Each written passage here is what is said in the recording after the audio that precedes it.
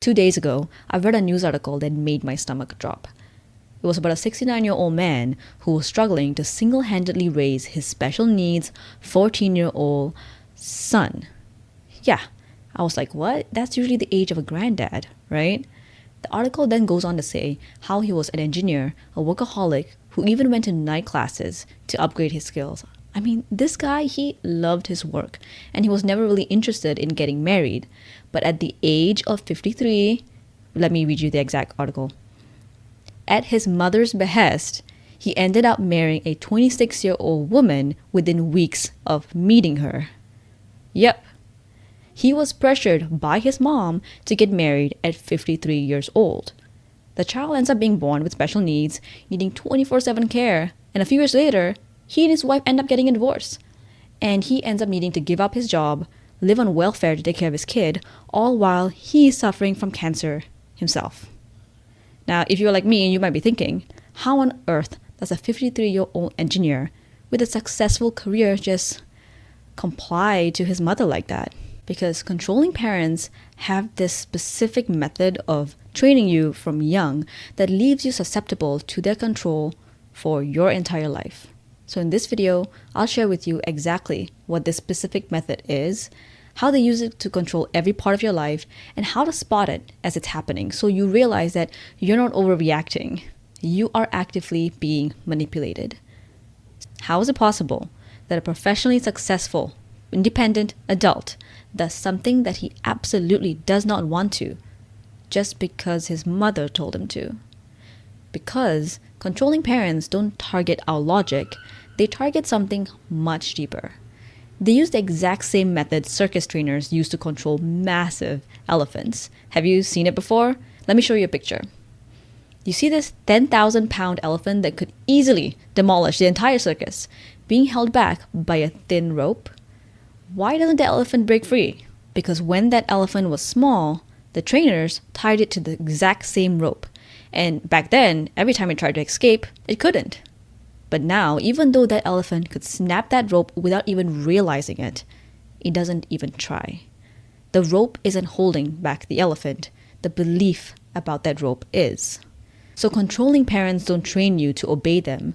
They train you to believe that you can't disobey them. They tied a little rope around you that says, you're small, you're weak, you're powerless, don't even think about going against me, you will lose. And that 53-year-old engineer, same thing. He's not being controlled by his mother's actual words. He's being controlled by decades of psychological reinforcement of his rope, which says, you're small, you're weak, you don't know what you're doing, and you'd better not try. But here's the crucial part that you need to understand.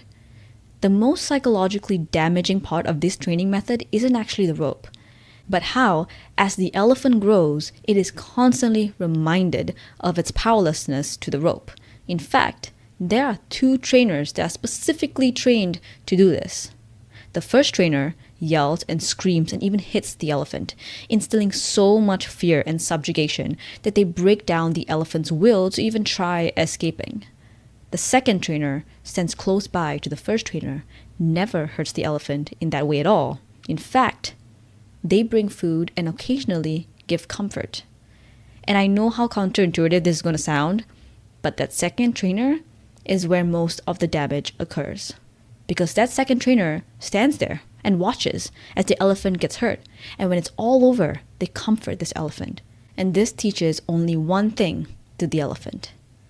If someone who loves me won't protect me, maybe I do deserve being hurt. I don't deserve being protected at all. And this is exactly how it plays out when we have controlling parents. We have the overtly angry, abusive, controlling parent who shames you, calls you names, hurts you in every way imaginable. And when they're at home, there's this sinking pit in your stomach and you just want to shrink as much as possible. But then you have the other parent who silently watches. They never step in when you're being hurt, but they bandage your wounds. They tell you that they love you. They promise you will get better and they believe in you, that you should listen so next time it doesn't happen again. But what's actually happening is a deep emotional manipulation that confirms to your subconscious that you are powerless, that you are small, and this chaos, yeah, this is what love looks like. And for some of us, those two parents are just one parent who shifts between those extremes. They break you down until you don't even know who you are anymore. But then they become warm to you, supportive, and they give you little slivers of love and attention that any child desperately needs. Now here's what's terrifying. This training doesn't stop when you move out, as you can tell from the 53-year-old engineer's story. Even as an adult, these trainers are still whispering in your ear, reminding you about that rope. And if you don't know what to look out for, you will spend decades unknowingly giving into their control in every aspect of your life.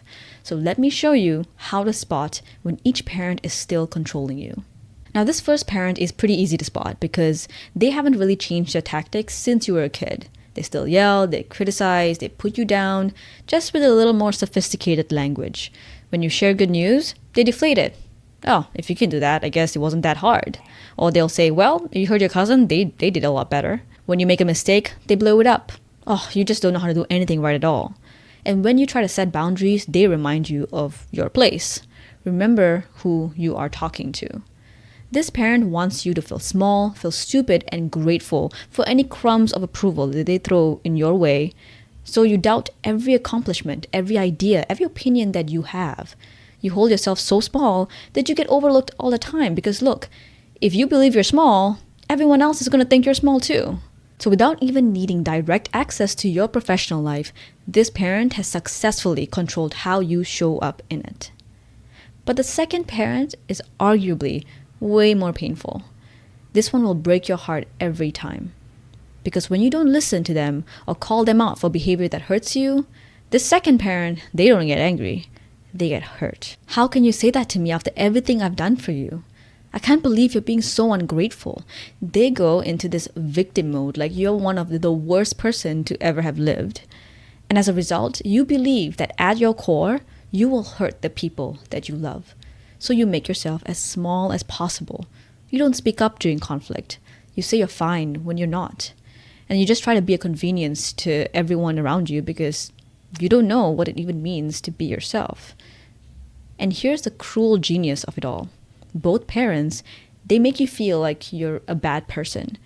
But the first parent causes so much fear that you shut down and you build walls to protect yourself. But the second parent, you let your guard down because they're sweet to you, because they comfort you, and you stay emotionally open and vulnerable around them. So when they flip that script and make you feel like the villain, their words cut deep. They slice right through to your core. And you walk away from the first parent feeling beaten down, but you walk away from that second parent feeling like your heart just got ripped out by someone that you trusted. So these two parents can cause all kinds of damage to so many areas of your life without even having direct access to it. Now imagine what happens when they actively target those areas. When they say that they don't like your job or your partner or how you talk or how you think. When they attack it directly, you crumble internally. It doesn't matter if you're a successful, independent engineer who's great at his job. Your life is worth nothing if you don't have a wife and kids. You are an ungrateful disappointment if you don't give them grandkids. So, the next time you have a chaotic conversation with them that leaves you feeling awful, use that feeling as a trigger to let you know that they're actively trying to control you. When they make a huge fuss about something and they want it done their way, when they never let you get a word in, and when you do, they turn it on you, they twist your words and make you sound like you're insane or you're disrespectful. Or when they try to get as much information about your life to keep tabs on you under the guise of, oh, you should share everything with your family. You know the exact feeling I'm talking about. Your chest tightens when this happens. You feel tense all around. You shut down emotionally for days after a conversation with them. Yes, that feeling, that isn't you overreacting. That is not you being a bad person, no matter how much they try to frame it to be that way. That is your subconscious, your body, letting you know that they're actively using their manipulation tactics on you. Now that you can finally see this manipulation for what it is and trust what your body is telling you, you might be wondering, okay, what do I do about this? And that's exactly why I work one-on-one with people to guide them through this process. because breaking free from decades of psychological conditioning isn't something that you should have to figure out alone. I've done this with hundreds of people from dysfunctional families who thought they would never escape these patterns. And I can tell from you watching this video that you're not looking for surface level fixes. You don't want another set some boundaries technique or cut them off advice. You want to understand how this psychological rope actually works. You want to know why you crumble internally when they criticize your choices. Why you can be successful professionally but still feel so small around family. Why you say you're fine when you're drowning, and why speaking up feels impossible even when you know that you should speak up. And here's what makes my approach different. I don't treat your family patterns as separate from your work confidence, or your relationship struggles as separate from your childhood training, or your people pleasing as separate from your fear of showing up as yourself. I show you how the same rope controls everything, and how cutting through it transforms your entire life. But here's where it gets really powerful. I also show you how your sensitivity is actually your greatest asset. And I know for a fact you already notice things that other people tend to miss. The tension in someone's voice, the way they're saying something but they actually mean something else. And most people, they tell you they're overreacting. You're reading too much into it. Most people see this as weakness and hypersensitivity. But don't let them convince you of that. You're noticing what they don't. And because of this, you are actually capable of forming truly deep relationships and make people feel seen in ways that nobody else can. And I'll teach you how to do that. This is intensive one-on-one work where we completely rewire how you see yourself and others. I'll guide you through finding the real you underneath all the programming, the person who was buried under years of training to stay small. And I show you how to recognize manipulation that comes wrapped in love. And I help you build a psychological strength to handle the backlash when you finally start showing up as yourself. The work I do isn't for everyone. It requires you to be honest about how deep this control goes, curious about your own patterns, and willing to risk disappointing people who've benefited from your silence. But if you're tired of making everyone comfortable while you disappear, and if you want to stop punishing the people who love you by hiding who you are, and if you're ready to cut that psychological rope and discover who you really are underneath it all, you can book a call with me in the link in the description. I hope you enjoyed this video, and I'll see you in the next one.